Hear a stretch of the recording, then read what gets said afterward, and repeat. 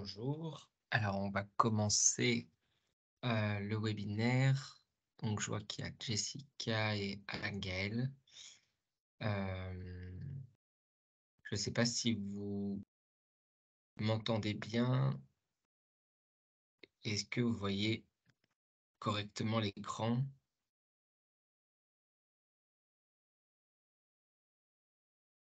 Que dans le chat,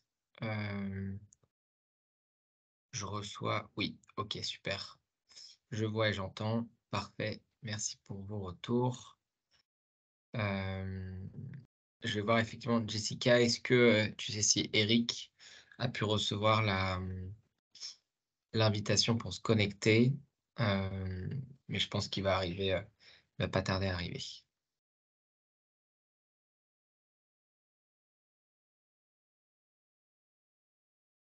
J'attends encore 2 petites secondes et puis on démarre.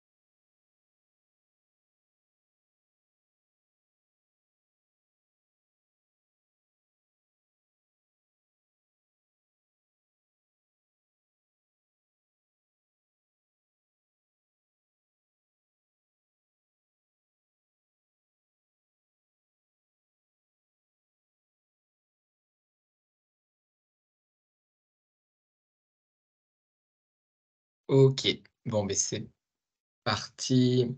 Eric va sûrement nous rejoindre en cours de route. Je viens de lui envoyer un WhatsApp.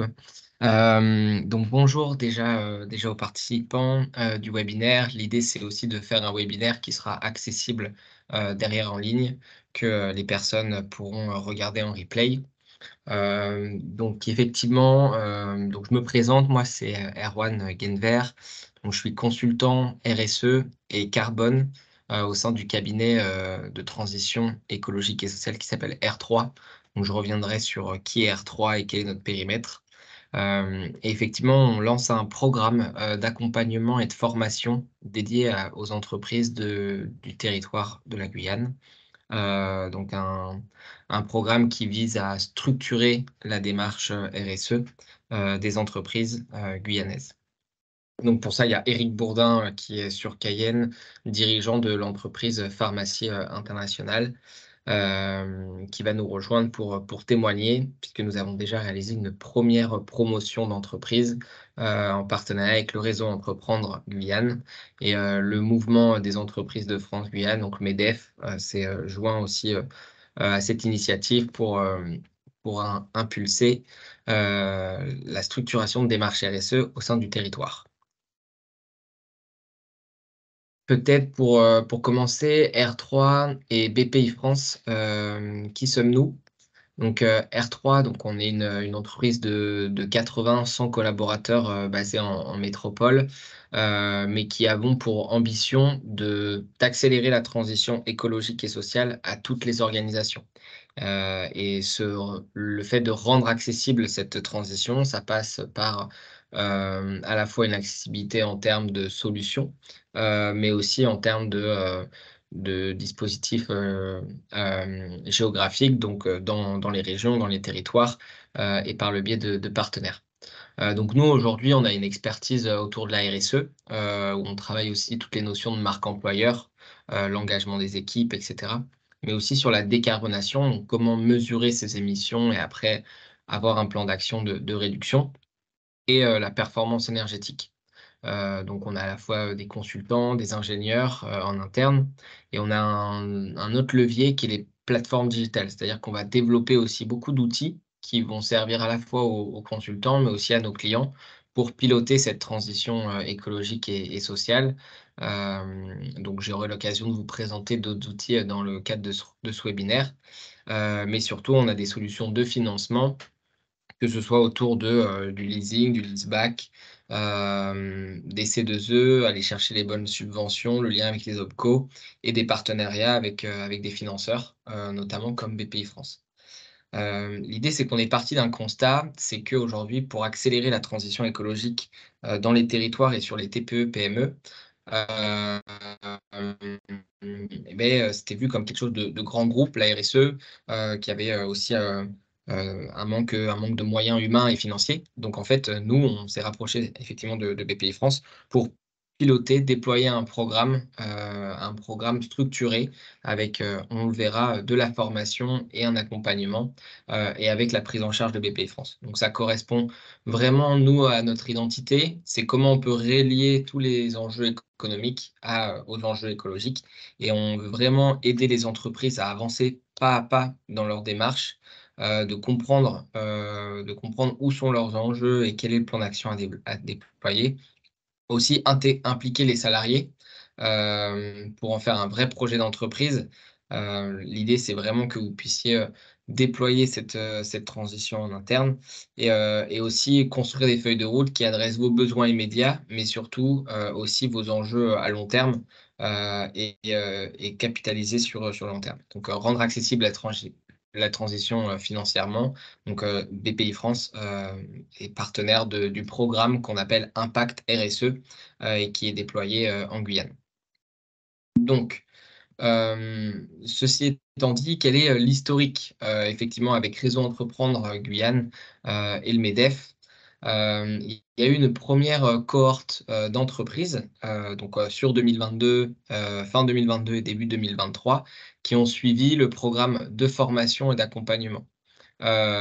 L'idée, c'est qu'il y avait effectivement, Ata Ingénierie, Axvert, Argos, S3T, Pharmacie Internationale et MEDEF Guyane.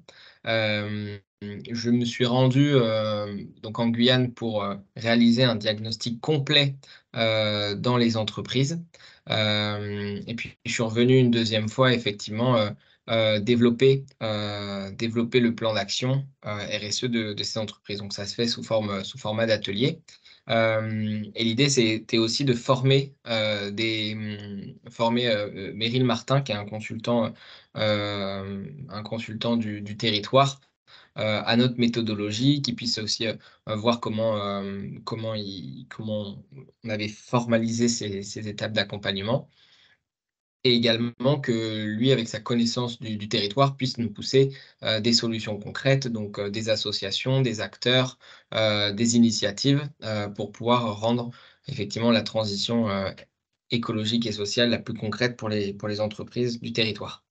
Et donc après cette première promotion, on lance une deuxième promotion, qui va devoir rassembler 7 à 12 entreprises, en Guyane, dont le lancement est prévu pour le 15 décembre, entre 10 h et midi à Cayenne. Donc le lieu est encore à définir avec Réseau Entreprendre, Guyane et le MEDEF. Et effectivement, l'idée, c'est d'après de déployer, les différentes briques d'accompagnement qu'on pourra connaître, sur 2024.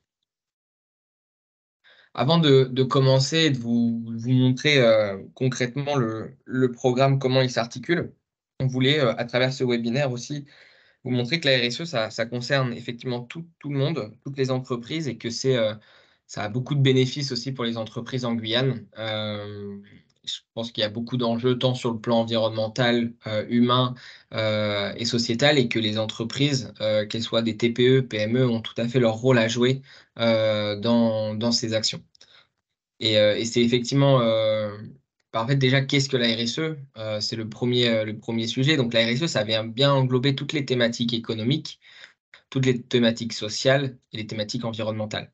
En fait, c'est comment une entreprise intègre de manière volontaire, ses préoccupations, à leurs activités commerciales et à leurs relations avec les parties prenantes.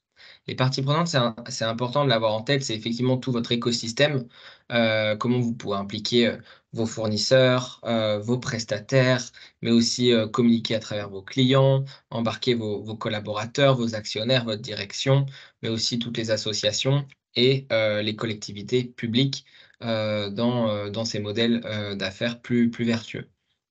Et l'idée, c'est effectivement être socialement responsable. Ça signifie déjà, bah, satisfaire pleinement les obligations juridiques applicables et déjà anticiper, ce qui va arriver en termes de réglementation, européenne et française, et également sur la région. Mais aussi aller au-delà, c'est-à-dire investir davantage dans ce qu'on appelle le capital humain, l'environnement et les relations des parties prenantes. Donc nous, on a essayé de traduire, effectivement cette démarche RSE, par 3 grands axes. Donc ce que l'on va chercher, c'est effectivement entreprendre sans détruire l'environnement, améliorer l'engagement des équipes dans l'entreprise et enfin renforcer l'utilité de l'entreprise pour la société. En fait, on a repris les grands référentiels, comme, l'ISO 26000 dont je vais rappeler après et à travers notre approche terrain, de comment fonctionne une entreprise et quels sont les apports pour une TPE-PME, bah, finalement, de pouvoir, traiter ces 3 aspects. Et donc si on revient un peu dans nous, comment on perçoit, la RSE concrètement pour une entreprise, bah, typiquement aujourd'hui sur, l'environnement, on a ce qu'on appelle les enjeux climatiques, donc le réchauffement climatique qui est lié, aux émissions de gaz à effet de serre, provoquées par, les activités humaines, donc tant la déforestation, mais également la combustion d'énergies fossiles comme, le pétrole, le charbon, le gaz, dont nous avons besoin pour, manufacturer des biens et des services, également nous déplacer, et cetera et cetera. L'idée ici, c'est de se dire que, il y a des impacts concrets, comment l'entreprise peut à la fois réduire ses émissions de gaz à effet de serre, mais aussi potentiellement, régénérer, certains aspects ou contribuer à réduire les émissions de gaz à effet de serre des autres. Donc un exemple, c'est typiquement un de mes clients qui travaille sur, par exemple, le climatisation, ventilation, chauffage. Bah, en se positionnant sur des, équipements moins énergivores, et avec des fluides frigorigènes qui sont moins impactants pour l'atmosphère, bah, il va, à travers le conseil à ses clients, contribuer à, la neutralité, carbone. Donc ça, c'est quelque chose qu'il faut pouvoir se positionner, comment je réduis mes émissions et comment je peux avoir un impact bénéfique sur cet aspect. La circularité de votre activité, la circularité, en fait, ça vient en opposition à ce qu'on appelle l'économie linéaire. L'économie linéaire, on extrait des ressources, on produit, on fabrique, on manufacture pour finalement utiliser des biens et des services et après, les jeter et accumuler des déchets. Donc aujourd'hui, on fonctionne en économie linéaire. Bah, ça pose beaucoup de problématiques. Bah, la première problématique, c'est qu'il y a une pression sur les ressources. On extrait toujours plus en plus, de ressources, que ce soit le bois, que ce soit, les métaux, que ce soit, le pétrole. Et effectivement, aujourd'hui, on est arrivé dans des limites où on a une limite planétaire, et on ne peut pas utiliser autant de ressources, souhaitées par rapport à la croissance. Donc effectivement, c'est comment on réduit, cette pression sur les ressources parce que derrière, ça va coûter de plus en plus cher et ça peut mettre en péril aussi, l'activité, et le développement humain. Donc comment on peut réduire cette pression et tout en faisant attention à concevoir des biens et des services qui ne vont pas, avoir d'impact sur leur cycle de vie? Donc notamment à la partie fin de vie, comment en fait je peux travailler sur, bah, le réemploi, le plus possible? Comment je peux travailler sur le reconditionnement? Et enfin, comment je peux recycler un maximum, mes produits? Et en fait, ce qu'on souhaite éviter, c'est effectivement de devoir avoir à enfouir, des matières premières. Et donc ça, c'est vraiment toute la circularité de votre activité. Donc nous, ce qu'on va faire effectivement dans le cadre de la RSE, ça va être d'identifier, bah, les gisements de flux, comment fonctionne, à la fois votre entreprise, qu'est-ce que vous achetez, comment consommer moins, de matière, mais aussi comment bien les valoriser sur l'ensemble, de leur cycle de vie. Donc, par exemple, on a un exemple de client qu'on a pu accompagner, une entreprise en logistique qui va mettre en place des systèmes de consigne pour la restauration, bah, vont éviter de produire des barquettes en polystyrène ou en plastique qui vont être amenées à jeter et qui vont se détériorer dans l'environnement. Donc, en fait, avoir un système de logistique de consigne sous forme de cachette en plastique va permettre la circularité de l'activité. Donc, tous les modèles autour de la consigne, de l'économie de fonctionnalité viennent là-dedans. Ensuite, on va avoir, réduire votre impact finalement sur la santé des hommes et des écosystèmes. Donc ça, c'est très large, mais effectivement, déjà la santé des écosystèmes, ça va être ne pas impacter la biodiversité. Donc, prendre en compte tout ce qui est pollution, pollution des eaux, pollution des sols, pollution de l'air, et cetera, sur votre site de production. Mais aussi à travers, les produits que vous commercialisez. Quels est les bonnes pratiques à donner sur l'utilisation et sur la fin de vie, de vos équipements, à vos consommateurs, à vos clients et cetera.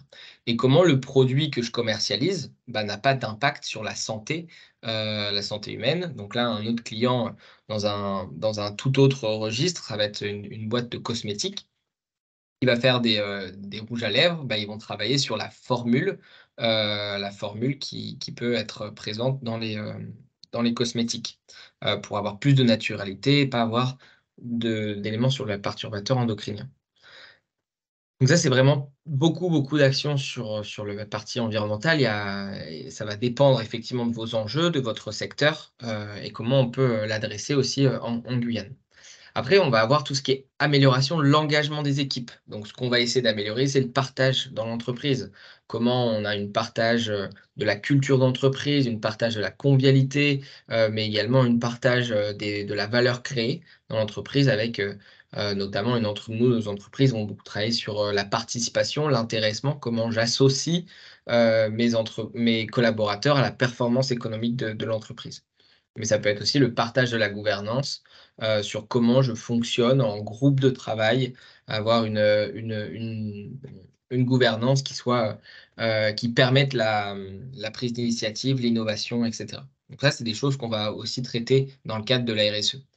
Et après, on a l'épanouissement professionnel des salariés. Ça va passer de comment on recrute, comment on intègre, comment on forme, comment on fait évoluer ses collaborateurs et comment on soigne aussi la gestion des départs. Et on traite évidemment de la partie management. Là, typiquement, un exemple concret, c'est une entreprise qui a une compétence en interne mais qui n'arrive pas à recruter sur le marché des personnes formées. Bah, ils vont créer, modéliser ce qu'on appelle une école de formation interne. Il y a des dispositifs avec les OPCO pour faire justement formaliser toute ce contenu pédagogique et après avoir des validations des acquis, par l'expérience. Bah, ça, c'est une vraie contribution, RSE. Ensuite, on va avoir le bien-être physique et psychique des équipes. Ici, on va traiter à la fois de la rémunération, mais aussi des contrats de travail, de l'équilibre vie pro, vie perso, et surtout la santé et la sécurité. Qu'est-ce qui est possible de faire sur ces sujets? Mais aussi évidemment tout ce qui est les thématiques de diversité et d'inclusion, dans les entreprises, de non-discrimination et cetera. Ça appartient au bien-être psychique, d'un collaborateur pour qu'il puisse se projeter aussi dans l'entreprise. Et bah, là, derrière, en exemple concret, ça peut être effectivement, bah, travailler sur la santé-sécurité, avec la mise en place d'EPI, et de processus qui réduisent les éléments. Donc vous voyez bien qu'il y a déjà énormément de choses d'un point de vue RH qui sont faites. La RSE, en fait, c'est beaucoup de bon sens et ça vient mettre en lumière ce que va faire effectivement, les équipes, RH, les équipes, qualité, santé et environnement, et cetera. Mais aussi tous les autres, modèles autour du CSE et cetera. Donc la RSE, elle vient mettre aussi tout ça en lumière pour avoir un parcours d'entreprise, concret. Et enfin, renforcer, l'utilité pour la société. L'idée, c'est que l'entreprise a plein de parties prenantes autour et donc, va derrière, travailler sur, la durabilité avec, les fournisseurs. Donc comment on peut travailler avec ces fournisseurs à long terme? Comment les engager sur une démarche, RSE ou sélectionner, des produits et des services, plus vertueux. Donc ça, c'est ce qu'on appelle les achats responsables notamment. Mais ça va être comment aussi vous pouvez, pousser, les messages vers vos clients pour les orienter vers une consommation, plus responsable. Enfin, on va avoir l'ancrage territorial et le soutien du tissu associatif. Donc l'ancrage territorial, c'est à quel point vous travaillez d'un point de vue économique, hein, avec des acteurs, du territoire et comment vous créez aussi de l'emploi, de la valeur ajoutée dans le tissu économique. Le lien avec le tissu associatif, c'est effectivement, selon les causes environnementales, sociales, à quel point et à quelle hauteur vous financez, ces projets. Ça va dépendre de votre ADN, ça va dépendre de votre marché, ça va dépendre de vos enjeux. Et enfin, il y a toutes les questions d'insertion professionnelle des populations vulnérables, que ça peut être tant sur, l'insertion des juniors, des seniors, des personnes éloignées de l'emploi, des personnes en situation de handicap et toutes les notions autour, les notions autour de l'égalité professionnelle femmes-hommes. Donc effectivement, derrière toutes ces bonnes pratiques, la RSE, c'est pas, simplement, une action mise en place, une année et derrière en communiquer, pendant plusieurs années. Il s'agit vraiment d'une démarche d'amélioration continue, qui vient renforcer finalement la mission de l'entreprise et renforcer le sens au travail. Et donc la question va être comment on structure, toute cette stratégie que ce soit à la fois sur, le site, à la fois sur l'offre, à la fois sur le fonctionnement interne et comment on le pilote? Quels vont être les bons indicateurs, et les bons objectifs, et comment surtout on le fait savoir? Donc comment on peut valoriser tous les efforts qui ont été faits, et qu'on explique, où est-ce qu'on peut encore progresser et surtout embarquer l'ensemble des parties prenantes, que ce soit les collaborateurs, que ce soit la direction, les actionnaires, les clients et les fournisseurs. Peut-être quel est le cadre réglementaire, d'une entreprise, engagée? L'idée, c'est que la RSE, depuis la loi Pacte 2019, elle est, obligatoire dans les entreprises. Ça a été, intégré dans le code civil que les sociétés doivent être gérées dans leur intérêt social, tout en prenant en compte les enjeux sociaux et environnementaux de leur activité. Donc c'est une obligation, de moyens, mais pas une obligation de résultat. Il n'y a pas un écart à la norme de on est RSE ou on n'est pas RSE, c'est toutes les entreprises doivent le faire. Mais après, il y a un cadre pour leur permettre d'aller plus loin. Donc, c'est-à-dire qu'on peut définir, sa raison d'être, donc en opposition à la raison d'avoir, donc qui était beaucoup sur: «Je constitue un capital pour rémunérer des actionnaires», par exemple, bah, vous pouvez, définir une raison d'être, dans les statuts de l'entreprise qui, en fait, va montrer, en quoi, elle se dote comme moyen pour réaliser son activité et éventuellement aller sur des sujets, d'utilité sociétale, environnementale et cetera. Et en fait, une fois que cette raison d'être, elle a été définie d'ailleurs, bah, certaines entreprises vont obtenir ce qu'on appelle la qualité d'entreprise à mission, et vont devoir avec ça, leur raison d'être, des objectifs, à atteindre, un comité de mission, dédié, bah, travailler sur leur mission. Et ça, c'est une vraie valeur ajoutée pour, se différencier sur le marché et montrer l'engagement de l'entreprise. Donc ça, c'est effectivement un cadre législatif français. Mais après derrière, il y a beaucoup de choses derrière la RSE. Donc on n'a pas traduit nous la RSE comme quelque chose, heu, uniquement du terrain, c'est-à-dire qu'il y a un référentiel, qui existe. Et effectivement, c'est ce qu'on appelle l'ISO 26000. Donc l'ISO 26000, c'est pas une norme certifiante, c'est-à-dire qu'on peut pas être certifié RSE, en opposition à la 14001, sur le management de l'environnement ou la 50001 sur le management de l'énergie, la 9001 sur, la qualité. Néanmoins, en fait, ça donne un référentiel, des lignes directrices qui sont applicables à toutes les organisations dans le monde. Donc, quelle que soit, la région du globe, ces principes, ils sont applicables. Donc ça va être les questions relatives aux consommateurs, les bonnes pratiques des affaires, les droits de l'homme, les relations et les conditions de travail, l'environnement, la gouvernance de l'organisation, les communautés et le développement local. Et finalement, derrière ces sujets, il y a énormément de pratiques que nous, on a pu récupérer et redigérer pour des TPE, PME. Après, vous avez un autre cadre, on a ce qu'on appelle les objectifs du développement durable. Donc ça a été plutôt fait par l'ONU, c'est piloté par le Global Compact, qui est une institution aussi des Nations Unies. C'est comment en fait, en 2030, on atteint plusieurs objectifs. Donc vous les connaissez peut-être déjà, hein, c'est, éducation de qualité, faim zéro, lutte contre le changement climatique et cetera et cetera. Donc derrière tout ça, ça peut être aussi un référentiel que les pays vont évaluer, que les collectivités derrière peuvent travailler, mais les entreprises peuvent aussi se rattacher à ces éléments-là. Donc voilà, dans leur reporting. Et enfin, il existe des labels. Aujourd'hui, si vous devez sortir de cette réunion, il existe effectivement les labels. Donc, il va y avoir Lucie 26000, RSE, Bicorp. Donc, ce sera à vous, à travers votre accompagnement, de voir quels sont les labels les plus pertinents. Et pourquoi c'est fondamental aujourd'hui de faire de la RSE? Pourquoi ça concerne tout le monde, les entreprises du territoire guyanais également? C'est que déjà, les TPE-PME, elles ont un poids conséquent dans l'économie. Que ce soit en termes d'emploi, mais aussi en termes de gaz à effet de serre. Et c'est surtout qu'il y a une pression qui est grandissante de la part des parties prenantes. D'un point de vue juridique, de plus en plus de législations, sont mises en place et surtout, ça fonctionne en cascade où les seuils vont venir s'abaisser sur, les entreprises de plus petite taille. Donc, c'est dans votre intérêt d'anticiper, ces réglementations, d'un point de vue, social, mais aussi, environnemental. En plus, c'est une préoccupation de plus en plus grandissante au sein des consommateurs. Les consommateurs, dans leur réflexion, dans leur politique d'achat, vont avoir effectivement le critère prix, qui est de plus en plus grandissant dans la notion d'inflation, mais comment aussi, à travers son acte d'achat, je peux acheter des produits locaux, des produits respectueux de l'environnement, et cetera, et cetera. Les investisseurs, dans leur politique ESG, donc environnement, social et gouvernance, vont regarder, en fait, lorsque vous allez vouloir lever des fonds, ce que vous faites en matière de RSE. Comment vous êtes positionné et comment vous formalisez.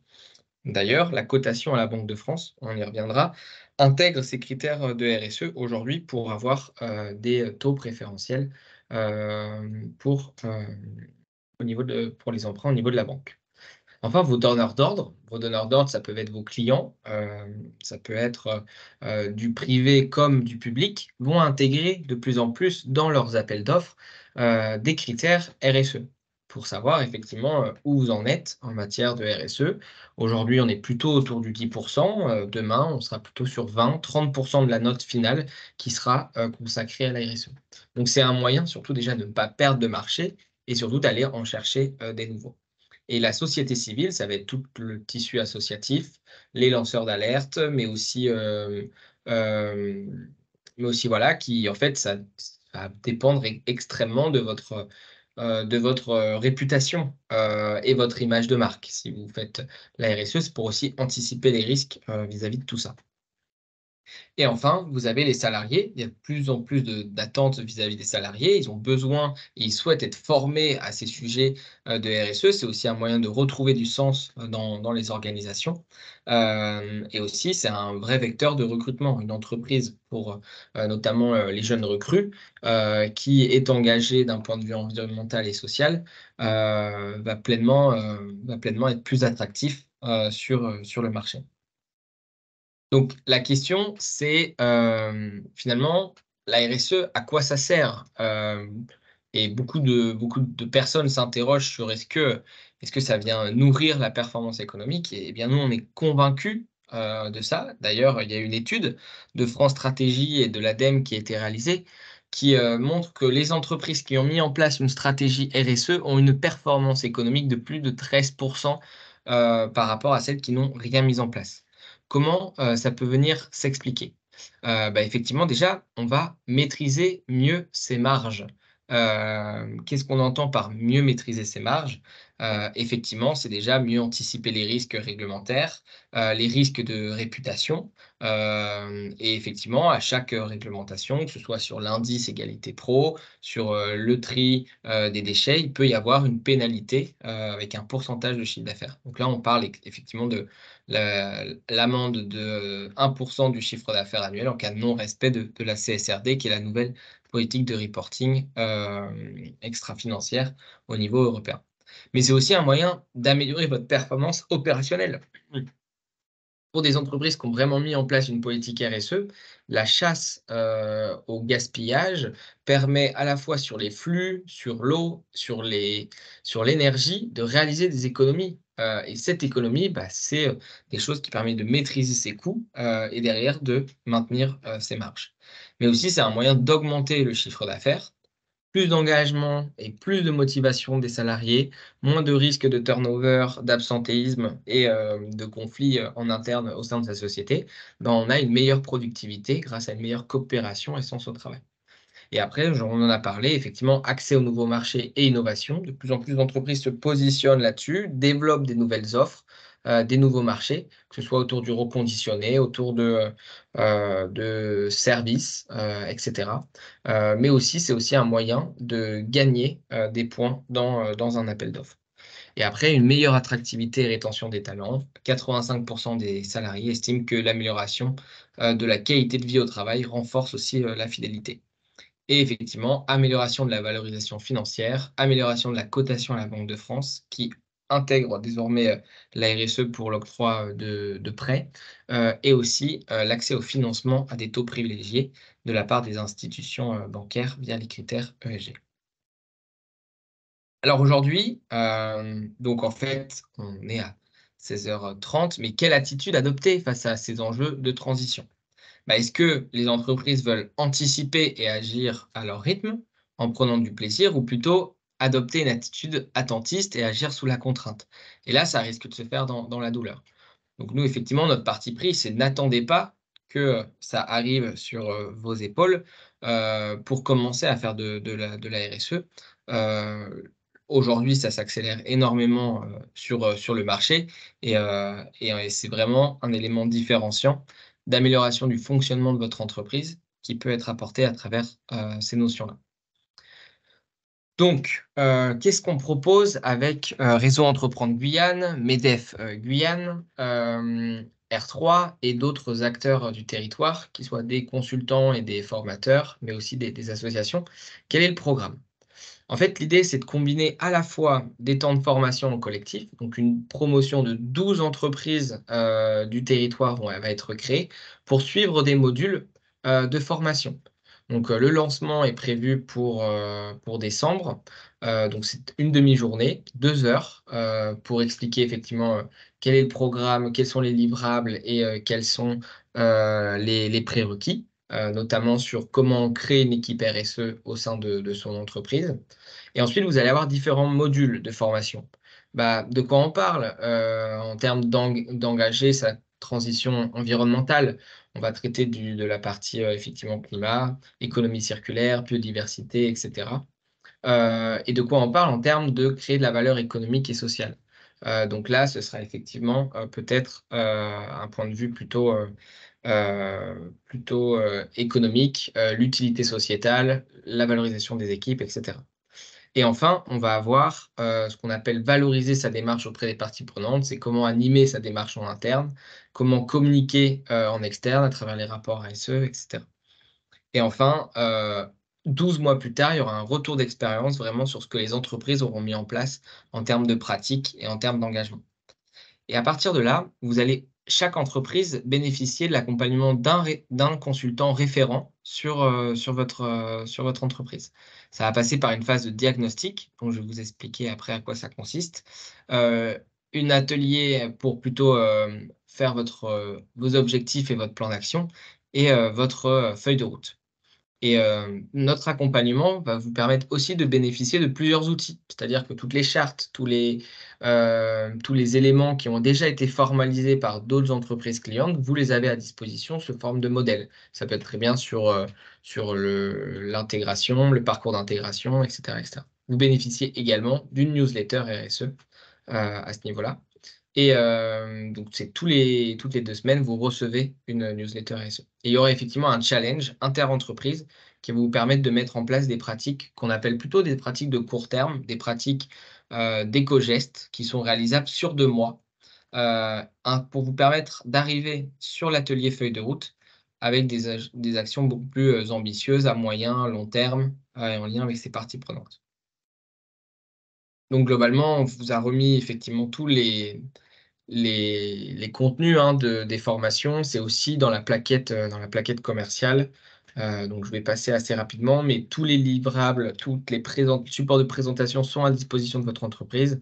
Ils sont bien entendu adaptés au territoire de la Guyane, tant sur la partie décarbonation que sur la partie économie circulaire, sur la partie sociale. L'idée, c'est aussi de faire intervenir dans ces formations des associations du territoire, des acteurs de l'économie sociale des acteurs de l'économie sociale et solidaire du territoire, et de vous montrer qu'il y a déjà plein d'initiatives et qu'elles ont besoin aussi de l'aide des entreprises pour aller plus loin, etc.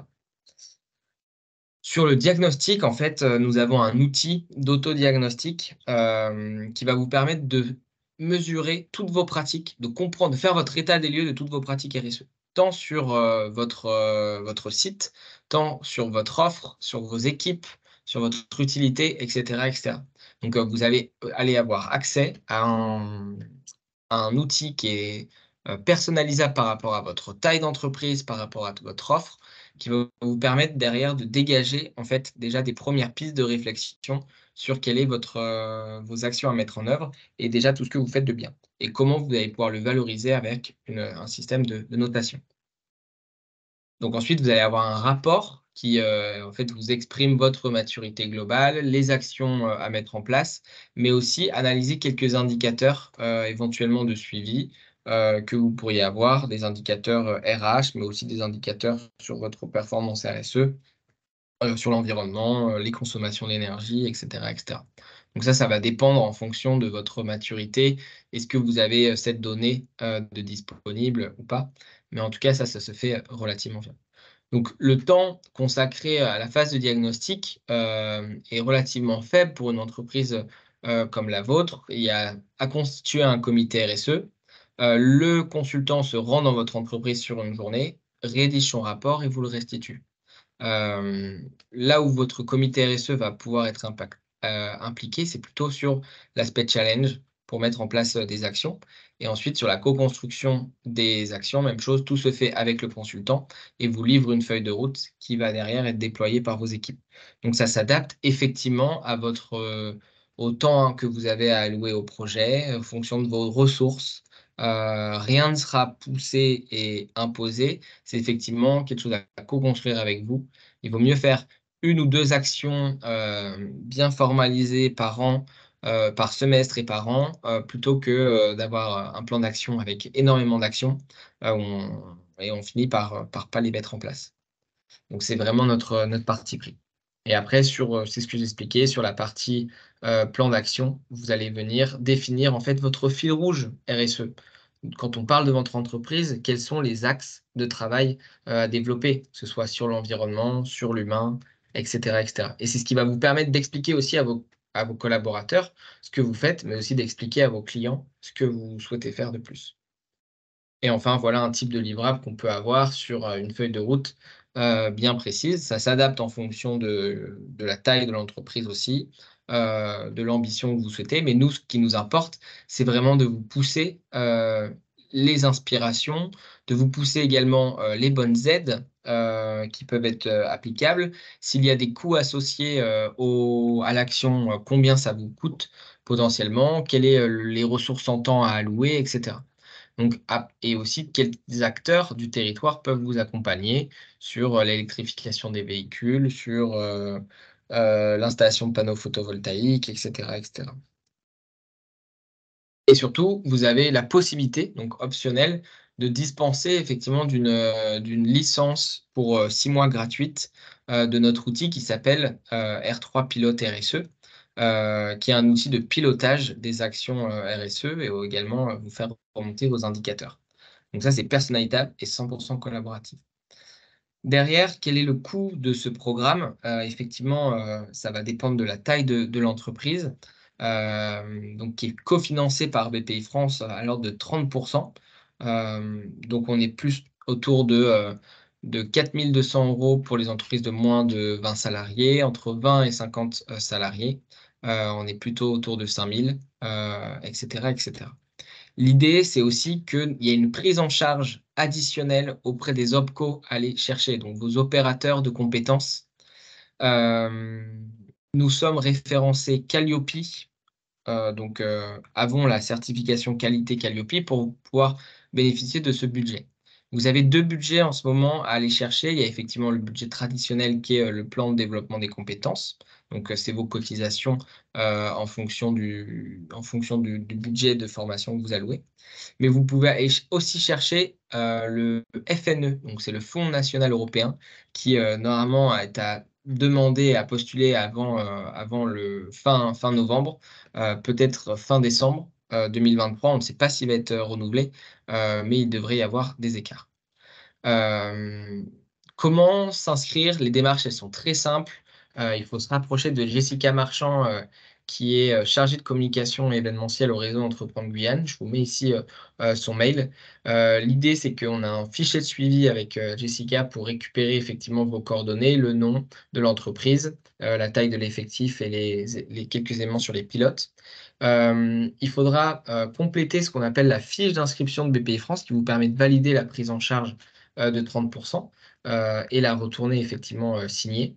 Et derrière, on va vous transmettre le catalogue de formation R3 qui va vous permettre de solliciter votre prise en charge via les OPCO, donc soit via le PDC, soit via le FNE. Et là, je vous ai mis effectivement sur le site web de Acto, OPCO, la disposition du FNE, qui est vraiment pour mettre en place toutes les actions de transition structurelle et conjoncturelle.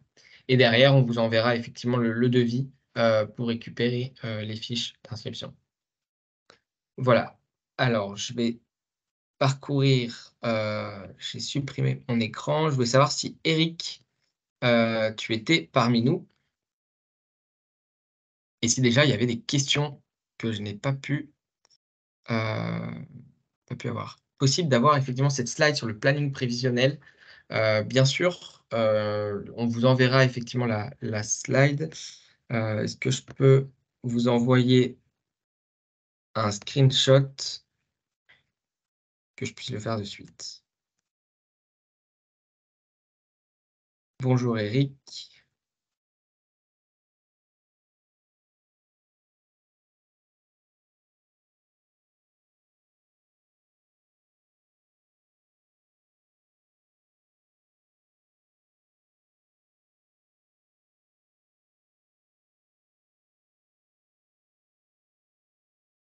Donc je vous mets effectivement la slide, en copie. Est-ce que Mélanie, tu peux effectivement activer le micro et la caméra? Donc Eric, on te voit C'est bon, et on t'entend également. super. Ok. Merci pour ta disponibilité. Donc effectivement Eric, je te laisse te présenter et puis j'avais quelques questions à te poser, effectivement, sur le programme. Donc je vais reprendre les questions et donc je te laisse te présenter. Bonjour, Éric Bourdin, je suis pharmacien, donc le titulaire de la pharmacie internationale. Donc, on est une équipe de 19 salariés et donc on a fait partie de la première promotion l'année dernière. OK. On avait un comité RSE, on était constitué de 3 personnes. Il y avait donc moi, une personne du collège des cadres et une personne du collège non cadre. C'était très intéressant d'avoir ces 2 personnes parce que ça permettait de faire en sorte que la démarche soit beaucoup plus facilement acceptée parce que ça venait pas forcément que du patron. Au contraire, c'était une démarche qui était concertée. Donc, le fait de former ces personnes et de suivre sur la totalité du processus faisait qu'au plan d'action, c'était déjà quelque chose qui était partagé. Donc, pour après le proposer au reste des salariés, c'était beaucoup plus facile. Donc, à la suite, quand on a commencé la RSE, donc j'ai été un petit peu plus loin sur la partie sociale, puisque j'ai inscrit 2 de mes salariés à une formation de Chief Happiness Officer, ce qui leur a permis de rentrer beaucoup plus dans le cadre actif, acteur, mais également dans le cadre social. OK. Et donc, Eric, toi, peut-être question large. Donc, comment tu as vécu, qu'est-ce que tu as pensé de l'accompagnement à impact RSE? Donc, que ce soit tant les formations en collectif, mais tant aussi l'accompagnement, que ce soit le diagnostic et l'atelier plan d'action. Qu'est-ce que tu en ressors? Alors, j'étais étonné parce que c'était très simple. Je pensais que ça allait être un truc compliqué, que ça allait être encore beaucoup de travail supplémentaire. Mais déjà, le fait qu'on soit trois, c'était très pratique. Ça crée d'ailleurs une, une forme de synergie, enfin, s'améliorer les relations dans le comité RSE. Ok. Euh, et puis, je trouvais ça assez simple, puisqu'en fait, le diagnostic, c'est un diagnostic qu'on fait à base d'un fichier Excel. Oui, Donc, c'est assez simple. On a travaillé tous les trois dessus. Et donc, ça n'a pas pris beaucoup de temps. Après, bon, il y a effectivement la partie formation. On a fait ensemble. Euh, donc, le fait que ce soit réparti sur un temps assez long, c'est pratique pour s'organiser. Et sur la partie mise en œuvre du plan d'action, c'était assez simple puisque on avait d'abord la partie constat, la mm, formation, et puis en fait, on était acteur de la dernière partie du plan d'action. Donc, on avait déjà mis des choses en place. c'est ça. Et après, Euh, l'idée, c'était effectivement de vous aider un peu à structurer en termes d'engagement et de lisibilité du projet. Euh, Vous êtes répartis après les tâches dans le voilà, comité. voilà, tout à fait. Donc, moi, j'étais quand même assez porté sur le côté environnemental. Le Mm, social, on l'a fait ensemble avec les deux autres personnes. Et le sociétal, donc on avait des actions qui nous ont été proposées par Meryl, puisque le programme a été guyanisé, donc c'est adapté aux réalités guyanaises. oui, Donc c'était simple. C'était simple. Ce qui était bien également, c'était dans les visios, le fait de pouvoir échanger avec les autres entreprises, parce que ça permettait de mettre en perspective ce que nous faisions. Et en fait, dans chaque groupe, il y a toujours une locomotive qui nous entraîne avec lui par des partages de pratiques qui sont très intéressantes. Donc, dans notre groupe, c'était Atta Guyane qui était très en avance sur la partie, sur la partie performance économie énergétique. d'énergie. Ouais. Voilà, et puis même sur des petites actions qui sont très parlantes pour nous. Par exemple, ils avaient mis en place le partage des outils agricoles et de bricolage. Donc, Mm, plutôt que tous les salariés achètent, par exemple, une perceuse, une tondeuse, une débroussailleuse, en fait, l'entreprise a décidé d'acheter parce qu'il en avait besoin pour eux et de les mettre à disposition pour les salariés. Donc, ça crée une forme de relation affective avec l'entreprise qui est justement dans le cadre de la RSE. Donc, ça, c'était ok. des choses qu'on a appréciées. Est-ce que toi, d'un point de vue dans ton entreprise, est-ce que tu peux nous citer une ou deux actions que tu as mises en place pendant l'accompagnement, après, euh, pour rendre un peu concret, effectivement, ton plan d'action? Donc déjà sur la partie sociale, donc on a toujours fait des choses, mais il y a un truc je veux dire que ça change tout, mais pas loin, c'est que le fait de rendre acteurs les membres de l'équipe, ça, ce que tu disais, c'est la gouvernance. Donc on avait un budget social, donc par exemple restaurant, sortie, etc.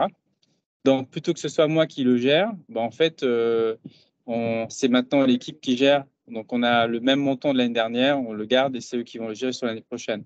Donc, ça, dans un sens, ça change tout parce que quand c'est le patron qui décide et quand c'est les salariés qui décident, c'est pas la même chose. Donc, ça, Mm. c'est une des actions qu'on a mis en place, que tu nous avais d'ailleurs demandé lors du plan d'action.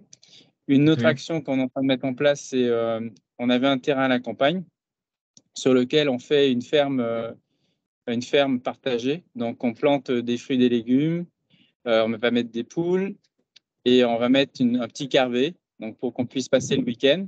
C'est à la fois un lieu qui nous permet de travailler sur notre autonomie alimentaire, puisque il y a une inflation sur les produits agroalimentaires, mais également un lieu pour te retrouver. plutôt que de payer à chaque fois une salle, là, on a la possibilité de faire des journées de cohésion à cet endroit-là. Ok. Ça, c'était les deux choses. Si je peux, qu'est-ce que je peux faire? Alors, sur la partie sociale, on a amélioré la partie recrutement. Donc, Ouais. à la fois en mettant en avant notre politique RSE. Donc là, j'étais assez surpris parce que le fait de communiquer, parce que la communication fait partie aussi de la démarche RSE, le Oui. fait d'avoir une politique RSE et de la communiquer, ça change complètement notre image. Ça va? Vas-y, installe-toi. Ça change complètement notre image auprès des potentiels salariés. Donc, j'ai recruté facilement 2 nouveaux pharmaciens sur un marché de l'emploi assez tendu. Ok. Donc, ça, c'était vraiment très intéressant, puisqu'en fait, il y avait plusieurs offres d'emploi sur la Guyane de pharmaciens. Et donc, c'est la mienne qui a été choisie, puisqu'on avait pratiquement tous les mêmes offres. Et c'est Ok. le côté RSE qui a emporté. Ok. Engagement sociétal, effectivement, cohésion, c'est vrai que c'est un vrai facteur d'attractivité. Peut-être toi, est-ce que tu as d'autres bénéfices associés à la mise en place de la RSE ou peut-être quels sont tes conseils vis-à-vis des entreprises de la Guyane pour se lancer dans ce programme? Alors, on avait déjà travaillé sur le côté énergie et le fait d'avoir fait la démarche RSE, j'étais encore plus loin de la partie énergie, donc on a amélioré encore l'isolation. On a changé des clims, on a travaillé avec Save Energy, qui était un des acteurs proposés euh, dans le, dans le plan d'action et dans le côté focalisation sur l'aspect Guyane. Donc, ça, c'est tout un ensemble en fait, de partenaires. Donc, on a travaillé avec eux sur la gestion de la climatisation. D'abord, ils sont venus pour expliquer pourquoi est-ce que la maîtrise était importante, la maîtrise de l'énergie, le lien avec les émissions de gaz à effet de serre, et ce qui fait que c'était plus facile pour les salariés de, euh, de ne pas vouloir descendre la température de consigne à 20 degrés. Donc, on a Ok. pu rester sur 25. Et à la suite de ça, il y a aussi des échanges avec le groupe. Donc, j'ai non seulement amélioré mon isolation, j'ai changé mes clims par des clims performantes et j'ai additionné des brasseurs d'air avec des clims. Ce qui fait Ok. que il y a des moments où je n'ai pas besoin de clim. Et grosso modo, j'ai une baisse consommation électrique de plus ou moins 15%, sachant que j'avais déjà fait une baisse et j'avais mis en place des panneaux photovoltaïques. Donc ça, c'était vraiment très intéressant parce que ça à la suite des grosses chaleurs de l'été, j'ai Hmm. renforcé, j'ai renforcé le côté truc. Donc, qu'est-ce que je donnerais comme conseil aux entreprises qui voudraient se lancer dans la démarche? Alors, moi, je dirais qu'il faudrait se lancer maintenant, parce que si on le fait quand tout le monde le fait, il n'y a plus tellement d'intérêt. Si, par exemple, vous avez un intérêt pour la RSE, je pense qu'il faut le faire maintenant parce qu'à la fois, on a cette aide de BPI, Oui. mais quelque part, pour les salariés et puis pour les fournisseurs et les clients, le fait d'avoir une démarche proactive, c'est une connotation positive. Donc moi, je l'ai vu par exemple pour mes salariés, pour mes fournisseurs également, parce que en fait, chaque fois que j'ai un fournisseur, je lui pose la question de quelle est sa politique RSE. Il est assez étonné parce que c'est pas une question qu'on pousse beaucoup en pharmacie. Donc ceci dit, ça a été l'occasion de faire la sensibilisation pour ceux qui n'étaient pas au courant, et donc ça a donné des beaux partenariats. Voilà, ça c'est et la deuxième chose, c'est de faire en sorte d'avoir le plus de monde possible dans le comité RSE, parce que Ouais. faut La pas que ce soit gouvernance, effectivement, la gouvernance du projet. En fait, nous, on recommande toujours d'avoir à minima 2 personnes sur le projet, puisque si c'est incarné que par une seule personne et que cette personne est amenée à partir dans l'entreprise, le risque, effectivement, c'est que le projet avorte. Alors, quand c'est vraiment co-construit, que la direction est impliquée en tant que sponsor et qu'on a un référent RSE et peut-être un ou deux autres pilotes, là, on arrive vraiment à partager le sujet. Donc, même pour une entreprise de 5-10 collaborateurs, on peut les impliquer sur un temps de charge qui est quand même relativement faible pour co-construire cette stratégie RSE. Et il y a des choses très concrètes qui peuvent être faites sur l'ensemble des points à la hauteur des ambitions et des moyens de chacun. Après, dernier point que je pourrais dire, c'est que Ouais, cette démarche RSE, elle est vraiment pas chère par rapport à ce qui se pratique en général. C'est qu'en général, la campagne RSE, on est plutôt aux alentours entre 10 et 12 000 euros. Parce que pour être administrateur dans une autre entreprise qui a fait cette démarche, ben en fait, l'accompagnement, c'était 12 000 euros par an. Donc là, on est moins cher et on va quand même très, très loin. Donc, c'est vraiment intéressant d'un point de vue financier. C'est un bon deal. effectivement. Et il ne faut pas hésiter à solliciter effectivement les OPCO. La prise en charge de BPI France, c'est pour ce programme. Donc, il faut vraiment se lancer. N'hésitez pas aussi à en parler à vos prestataires, à vos fournisseurs, avec les gens avec l'équipe où vous travaillez sur le territoire, parce que c'est vraiment en créant cette promotion qu'on a des échanges très riches et que aussi bah, la force est dans le collectif. Donc, ça permet d'impulser les bonnes pratiques sur le tissu économique. Peut-être un mot de la fin, Eric, et on libère, ou peut-être qu'il faut, j'ai pas vu s'il y avait des questions. Euh, N'hésitez pas à nous poser vos questions. Le mot de la Effectivement. fin, en fait, je suis très content d'avoir fait cet accompagnement-là. Ça m'a donné envie d'ailleurs d'aller plus loin, puisque maintenant, je voudrais faire un bilan carbone pour l'entreprise. Euh, Dans mon cas, si j'analyse la totalité de la démarche RSE, bon, même si je ne l'ai pas commencé que maintenant, j'avais déjà fait un diagnostic énergétique avant, en fait, c'est pas que un coût. Parce qu'en réalité, par rapport à ce que j'ai économisé en termes d'énergie sur la partie électrique, l'isolation, les panneaux photovoltaïques et sur l'engagement des équipes, en fait, c'est plus une source de revenus qu'un coût en réalité. Après, on peut le voir aussi comme une immobilisation puisque ça contribue à la richesse d'une entreprise. Et même si c'est quelque chose d'immatériel, on sait que la réputation d'une entreprise, mais aussi l'engagement des équipes, c'est ce qui fait tout pour, à la fois pour le chiffre d'affaires, le bénéfice et pour la durabilité. Oui, effectivement, Eric. Mais, merci. Donc, il y avait Anne-Gaëlle qui posait la question, il faut, oui, 7 entreprises minimum pour créer cette nouvelle campagne, parce que c'est ça aussi qui permet de rationaliser les coûts. Et est-ce que des entreprises sont déjà inscrites? Est-ce que l'inscription est obligatoire avant le 15 décembre?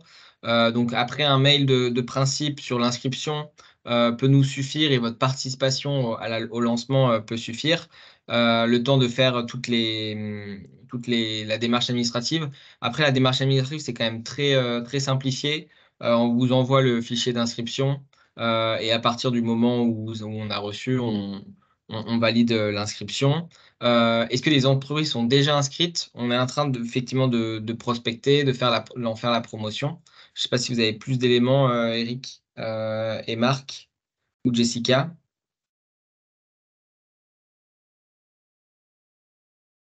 Mais l'idée, effectivement, c'est de promouvoir le programme un maximum dans les 3 prochaines semaines et de pouvoir constituer cette première, Alors, cette seconde. Ah, bonjour Marc. bonjour. Alors, en fait, pour l'instant, on est encore en train de prospecter, on se laisse encore le temps. Pour information, Anne-Gaëlle, on peut aller jusqu'à 12 entreprises. Donc, on s'est fixé comme entreprise ce minimum de 7 et on a la capacité d'aller jusqu'à 12. Voilà, donc pour l'instant, on est encore au début. Et un certain nombre d'entreprises n'avaient pas la disponibilité pour participer ce midi à cette conférence, à ce webinaire. Par contre, elle est enregistrée, on leur enverra le lien pour qu'elles puissent avoir toutes les informations complémentaires. Donc, un certain nombre nous ont manifesté leur intérêt, mais pour l'instant, on n'est pas encore arrivé à ce chiffre de 7. Donc c'est pour ça qu'il est important que l'on partage l'information, que l'on relaye cette information, parce que si on n'arrive pas à ces 7 entreprises minimum, on ne pourra pas faire cette promotion. Ce qui serait dommage quand même. C'est clair que c'est une super opportunité et on serait ravis de continuer avec le territoire de la Guyane. Il y a plein d'acteurs engagés, il y a plein de choses à faire. Et je pense que vous êtes bien conscient des opportunités que ça peut représenter. Et merci Eric pour ton témoignage. On va arriver à la fin du webinaire. Est-ce qu'il y a une dernière peut-être question? Erwan, on Oui. peut dire aussi que les personnes qui sont intéressées par la démarche peuvent également se faire les commerciaux de la démarche pour peut-être chaque personne amènerait une entreprise qui serait par exemple une entreprise amie ou alors un fournisseur ou un client. Ça me va très bien. C'est le volet exactement RSE, collaboration avec sa chaîne de valeur. Donc, n'hésitez pas à embarquer, effectivement, comme je le disais, prestataires, fournisseurs, clients, amis, compères du même réseau. Ça peut être vraiment sympa. Et nous, on fonctionne beaucoup comme ça aussi. Et c'est comme ça que vous allez vous enrichir les uns les autres. Bah, merci Eric, merci Marc, merci à toutes et à tous pour votre participation. On clôture le webinaire et on vous envoie effectivement la présentation et la plaquette commerciale. Merci Merci à Erwan. tous et bravo à Armel qui a suivi cette conférence parce que je pense que lorsqu'on réfléchit à sa stratégie RSE dès le début, avant même d'avoir créé son entreprise, on l'a vu avec Dave Drolin notamment, hein, qui a une démarche RSE très très complète. Je pense que c'est encore plus gagnant. Donc bravo pour ta démarche Armel et puis à bientôt. À bientôt, au revoir. Merci, au revoir. Merci à tous. Merci beaucoup.